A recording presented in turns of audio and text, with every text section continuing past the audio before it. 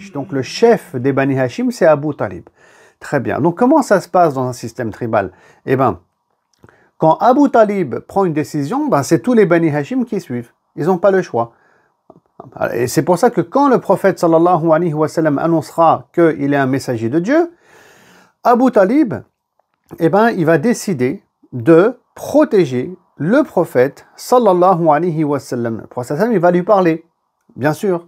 Il va rassembler les Bani Hashim et Abu Talib va lui accorder sa protection. Et ça voudra dire quoi? Ça voudra dire que les musulmans parmi les Bani Hashim et ceux qui ne sont pas musulmans aussi, qui sont même majoritaires à l'époque, dans la période mécoise et qui sont idolâtres, eh ben tous sont dans l'obligation de protéger le prophète sallallahu alayhi wa sallam. Et rappelons-le ici aussi, Abu Talib n'est pas considéré pour les musulmans donc sunnites, il n'est pas considéré comme étant croyant. Il va mourir en tant que idolâtre. Donc ça, c'est super important de le comprendre. Pourquoi?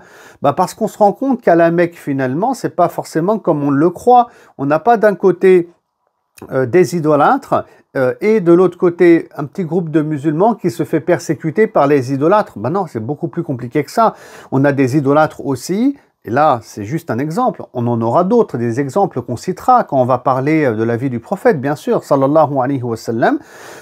Mais on a des idolâtres des Bani Hashim, qui sont prêts à mourir, s'il le faut, pour défendre Mohammed, sallallahu alayhi wa sallam. C'est un mot d'ordre, vous voyez, qui vient du chef de clan, et donc il n'y a pas à discuter cet ordre-là.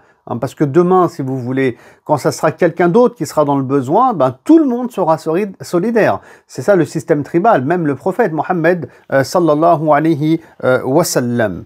Et donc, c'est très mélangé, voilà, c'est très mixte. Et d'ailleurs, quand il y aura ce fameux boycott économique et social, dont on aura l'occasion de parler, Inch'Allah, qui va durer 3 ans, on dit que les musulmans vont souffrir, etc. En fait, c'est inexact. C'est les Bani Hashim qui vont être boycottés, et on veut mettre la pression au chef, donc Abu Talib, pour qu'il enlève sa protection, afin que les autres clans de la Mecque tue le prophète sallallahu alayhi wa sallam. Et donc les Bani Hashim, musulmans ou pas musulmans, ils vont tous souffrir de la faim pendant 3 années, et ça va aboutir à la mort d'Abu Talib et aussi à la mort de Khadija radiyallahu ta'ala anha. Alors si je vous donne ces quelques exemples qu'on détaillera plus tard, Inch'Allah, c'est uniquement pour que vous puissiez bien comprendre le système tribal de l'époque, comment il est organisé, comment il est structuré. On n'a pas les idolâtres d'un côté, les musulmans de l'autre, les gens sont très mélangés. Donc ça, vraiment, il faut l'avoir à l'esprit.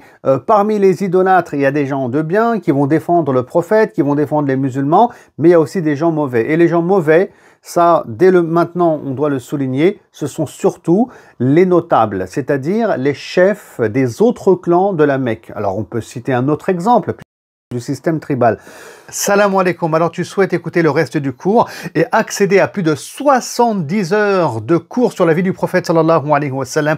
Alors pour ça, il te suffit juste de t'abonner à ma chaîne YouTube et de souscrire à ce cours pour seulement 7,99 € par mois, et on peut arrêter absolument quand on veut notre abonnement. Les cours sont déjà en ligne, il n'y a pas de cours en live. Alors pourquoi étudier auprès de moi la vie du prophète sallallahu alayhi wa sallam? Parce que c'est 20 ans d'enseignement, d'expertise et de recherche que je partage avec vous, avec plus de 100 cartes, photos et infographies, et on va tirer tout plein d'enseignements spirituels et contemporains, étudier même les versets du Coran en lien avec la vie du prophète sallallahu alayhi wa sallam, et tout ça pour développer notre amour envers Allah subhanahu wa ta'ala, tout ça pour développer notre amour envers le messager de Dieu sallallahu alayhi wa sallam. Ça nous permettra de vivre notre foi, notre spiritualité, et ça, c'est un objectif que je me suis fixé.